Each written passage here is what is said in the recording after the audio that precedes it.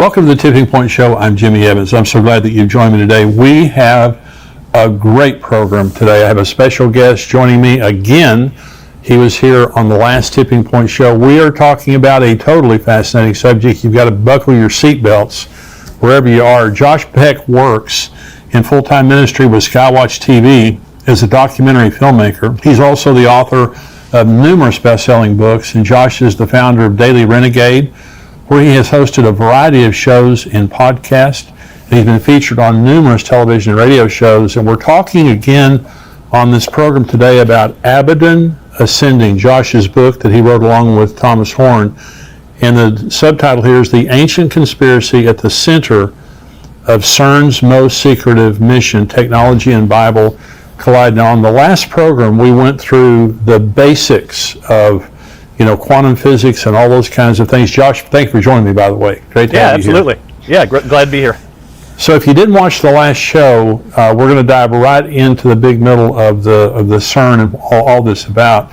But we did a show just talking about the basics of science, the basics of the quantum physics, those kind of things.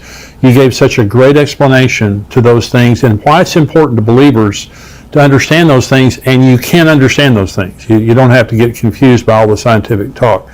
And it's important not to be intimidated by the scientific community when they try to convince us that we don't know what we're talking about and the Bible's a lie. So we're going to talk about CERN. And so for those who may not be familiar, talk about the Large Hadron Collider and how that's different from CERN. Sure. So the basics of it, the Large Hadron Collider is the actual machine that smashes particles together. CERN is just the organized body of people that decide what happens. So that's the organization. So it's really easy. LHC is the machine. CERN are the people in charge of doing these experiments, and they use the machine. They smash particles together to try to see if there's new particles out there in the universe. And they have made some pretty interesting discoveries, most notably the Higgs boson discovery in 2012. That was really big news. That was done with the LHC at CERN. So just in a nutshell, that's what CERN and the LHC are. So CERN is an international project, right? Yeah, worldwide. I think it's something like 100 or 200 countries are involved in it. So it is a big worldwide effort. So talk about the land that CERN sits on and the significance of the land. Oh yeah, so this was really weird. When we were doing research for Abaddon Ascending, we came across this interesting piece of history that originally when they were building CERN, they had to stop construction because when they were digging in the ground, they found all these ruins, Roman ruins. It turns out where CERN is built, it used to be an ancient Roman city called Apolliacum, where they actually believed that was where the bottomless pit was. Oh my gosh. Yeah, I mean, what are the chances of that? So then of course that has tie-ins to Revelation 9 and locusts and all this weird stuff that we could probably talk about. But they actually had to halt construction for a while to excavate this city, and then so where CERN is right now was built over that city, and it's a weird place too because it's on the border of Switzerland and France. Like it's an odd choice of location. It's like, why not say, hey, there's a city here, let's just go down the street and build it over there. Yeah. Let's not have it on the border of two countries, So really weird. It seems intentional, and then that bottomless pit connection really makes you wonder. Well, we're going to get to the bottomless pit here in just a little bit. It is a fascinating, I'm telling you, because I have known about this for many years. I have not understood it as fully, certainly, as you're going to explain it on this show. But it's troubling. I mean, it's troubling to a very, very large degree when you understand the implications of what they're doing there, and even where it is. I mean, where they think there's a bottomless pit. So talk about quantum field theory, and what does it have to do with CERN? Yeah, so quantum field theory to date is the most accurate science that we have available to us.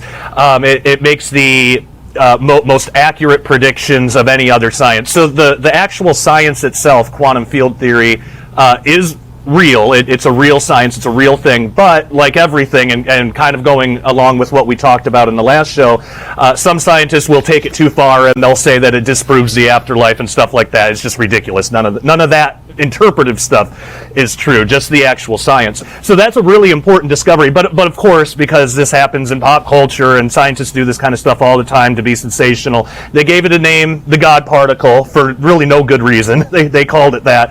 And they started saying the particle is what gives us mass, which isn't exactly right. And so that story kind of blew up and went all over the place, and a lot of people had a lot of misconceptions about what was actually discovered, because again, scientists are going to have their own interpretations on everything. I mean, I'm sure there were probably scientists saying that, this somehow disproves God too, like every scientific discovery does somehow. But the reality is, it just shows us as Christians, wow, this is how God actually created stuff, and it's genius. It's a really genius way to go about it, instead of having little bits of matter. So that's how the LHC works. That's a basic, just what quantum field theory is. It just says that particles aren't little pieces of matter like we would think about. They're just spikes in a field that's around us all the time. So it's pretty interesting. It's extremely interesting. Now, we've done the prior program, and we've been talking up until now. Now, this is where it gets very, very interesting. Now, this book is called Abaddon Ascending, okay? And that's for a reason. And my next question is CERN trying to open a portal? Now, you said earlier the ground that they are building on is, they believe that's where the bottomless pit is, okay? And so are they trying to open some type of a portal, do you believe? I think that within CERN, probably 99% of the scientists that work there just want to learn about the universe, and that's about the extent of it. But there does seem to be certain people, perhaps in the leadership, but there does seem to be certain people who are interested in using this to open some kind of portal. In fact, their science director, Sergio Bertolucci, just came out and said it a few years ago, said that there's possible unknown unknowns out there, and they have plans, future plans, with possibly the LHC at CERN, but maybe another collider that they want to build later. But they have plans where they want to probe and map out extra dimensions. So when a scientist says extra dimensions, when you really drill down into what they're saying and the concepts they're putting out, it's basically what we would think of as like the spirit world or spiritual reality, heaven, hell, that kind of stuff. We're basically talking about the same thing, just with different terms. So with them wanting to basically, stabilize some type of portal and either communicate with or send a machine in, or I don't know how they would go about it, but they want to make some kind of contact with whatever's out there and try to map out that area of extra dimensional reality if they can. So that is disturbing, because even though the scientists are doing that, even if they just have a purely secular worldview and they're just thinking it's just extra dimensions of reality, they don't know what they're messing with. And that's right. Unfortunately, hubris in the scientific community is a big problem, so they tend not to worry about things like that, because the Bible, that's just silly fairy tale myth stuff. That's kind of a lot of their attitude around it. So really what they're doing, though, whether they know it or not, if they're going to try to do this, that could be, that's essentially praying to false gods. That's communicating with evil beings, because good angels aren't going to communicate back except to say, repent and accept Jesus as Savior or something. Well, they're dealing with the devil. So talk about, there's a communication system that you talk about using gravity that they're toying with, or they could be using. Talk about that. So the graviton, what they've discovered just in the mathematics describing how a graviton would work, is that it's got this strange ability to be able to escape our 3 dimensions of reality and go into other higher dimensions of reality if they exist. So 4-dimension, 5-dimension. And that's possibly why gravity is so much weaker. Well, the idea of this communication device is to take gravitons, one after another in a string, and affect the spin. So you have one that spins up, one that spins down, and create like a binary code, like Morse code almost. And string a message together, send it through, and see if there's any kind of answer that comes back. So that's actually horrifying, because they don't know who they're talking to. They don't know who they're alerting, their presence to. And to me, it seems like that would be an invitation. whereas if we left them alone, maybe they wouldn't be able to come through. And I put forth the idea in the book, could this possibly be what causes Revelation 9? Like, is it something like the Tower of Babel incident where God says, you know what, you want these false gods? Fine, you got them. We're going to put them, scatter you across the world. I'll take Israel. You got the corrupt gods, false gods, little g gods, which is why we have all these religions. Is it a repeat of that where you have ignorant people not knowing what they're messing with, communicating or attempting to communicate with false gods? And this would be during the tribulation, but God says, all right, fine, you want them, you got them. And then Apollyon, Abaddon, you get the locusts, they all come through. Could that be the spark that ignites the whole Revelation 9 scenario? And I put in the book possibly that it could be something like that. So it's interesting that we live in a time where something like that is actually possible today. Yeah. Well, and you said there are Christians at CERN, working there, but the majority are not.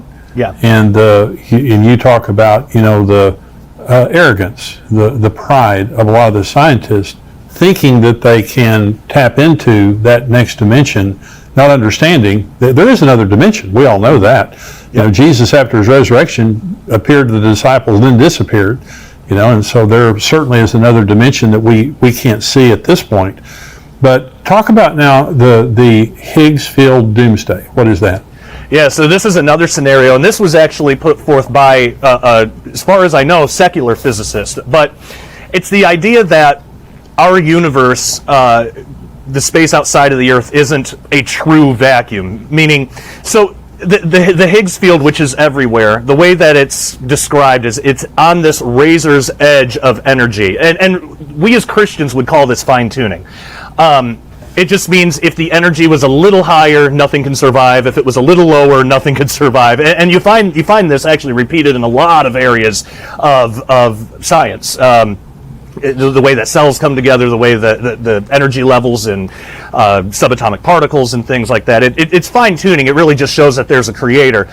But physicists who don't believe that, they look at this and they think, well, what if something tipped that scale? What if the Higgs field, what if something did actually give it a little too much energy? What would that look like? Because there's fears that CERN, or the LHC at CERN, could cause this type of domino effect. So the idea would be that in a localized part of the universe somewhere, whether out in the reaches of space or maybe caused at CERN because of an experiment or something, that the energy level would increase just enough where it has this cascading effect. Now, what that would mean is the Higgs field would ramp up to maximum energy, which, and like we talked about before, the Higgs field is what determines mass. So if you have a higher Higgs field, you have higher mass, you have a higher interaction for mass, which means stars become more massive as this bubble of energized Higgs field expands. Stars would become more massive, turn into black holes. It would actually get to the point that even quarks, even the smallest particles that we know of, would become so dense and heavy they would turn into miniature black holes. Nothing could survive this. Every particle in the universe would eventually become its own black hole, and it would connect with all the other black holes, and the universe would become what scientists would say is a true vacuum, in which nothing can really exist. At least nothing that we know of so far. Now, what's interesting is I don't believe that that's going to happen before the return of Jesus or anything, because nothing would survive. We have the book of Revelation. We know how it ends. But what's really interesting is there is a point where we have glorified bodies and all the evildoers have been judged and are in the lake of fire, and there's a new heaven and new earth because the old had passed away. Could this Higgs field doomsday, could this be the type of mechanism that God uses to recreate everything into what it was always meant to be? We would have bodies that would be able to sustain that because they wouldn't be able to degrade the way ours do now. So that's interesting to think about. And they wouldn't be of that dimension. They'll be of a higher dimension. So what concerns you most, Josh? Because it's been a few years since you guys wrote this book. A lot of developments have happened. What concerns you most that's happening in the world today? Yeah, mainly, well, in terms of CERN, it's the ongoing problem of hubris in scientists. So the way that right now the LHC is operating at power levels that are actually less than cosmic rays entering our atmosphere. So if the LHC was going to cause a black hole or something, we should have already seen that in the atmosphere over Earth, Yeah. a million times over, and it doesn't happen. So right now, that doesn't worry me as much. But the way that scientists will talk about how safe the LHC is, it's like there's no humility there. They'll just say it is ridiculous to think that this is dangerous at all. It's perfectly safe. Nothing can go wrong. It's basically like how they used to talk about the Titanic. So it's just setting it up for failure somehow. So that pride, that hubris, that's what concerns me the most, because it makes me think they think that this is totally safe. They could mess up somewhere and actually cause something that may not destroy the Earth completely, because we know there's still prophecy that needs to be fulfilled, but could cause irreparable damage, possibly. And if they can't foresee that because of their own pride, then that's a huge concern. So just that ongoing problem. I'm glad that there are at least a couple of Christians at CERN, maybe that don't have as bad of a pride problem, but by and large, I think just kind of the reckless way that the LHC could be used, either now or in the future, that does concern me. So they have some type of a statue in front of CERN that has some kind of a spiritual significance. Is that right? Yeah, it's Shiva the Destroyer, actually, and it comes from I believe the Bhagavata Purana, or one of the Hindu texts, I believe. But basically, it's a cosmic entity, in that religion, a god that destroys reality and recreates it. Which is what a weird gift. This was given as a gift to CERN. What a weird gift. And when you look at this thing, you see this cosmic entity. It looks like she's coming out of a portal. I mean, there's like the circle thing, and every element of it has meaning, and I talk about all that in the book. But just the imagery around it, and the story about undoing reality and recreating it. It's like, man, what are the true purposes over there at CERN? Because that's again, that's a weird gift to give. Yeah, and if you're a pure scientist, why do you need that imagery? And it was a gift, but Yep. I'm going to destroy and put everything back together. Well, it's been a fascinating conversation with you for the last 2 weeks. And for people who are watching this, and you're a Christian out there, and you say, how does this matter? Well, it's going on at a very important time in human history. And what they're doing there it's a tremendously powerful thing. Isn't that right, Josh? I mean, this is a very powerful thing. Absolutely. So it just has a lot of ability to go wrong.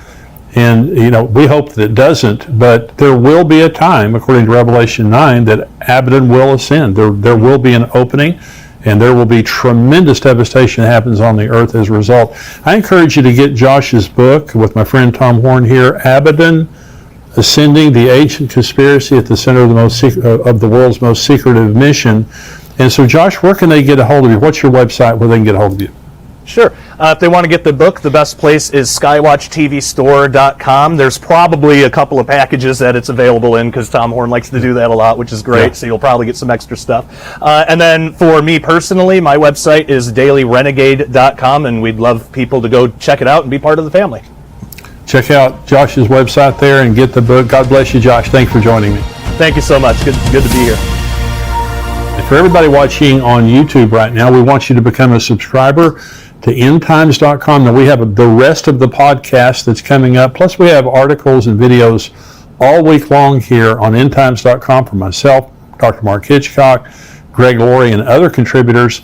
$7 a month, $77 a year. We want you to become a subscriber right here to endtimes.com. If you are a subscriber, stay tuned now, because there's a lot more show coming up. You have to go to endtimes.com, though, to see the whole show. You can't see it here on YouTube if you're a subscriber. God bless you. Stay tuned.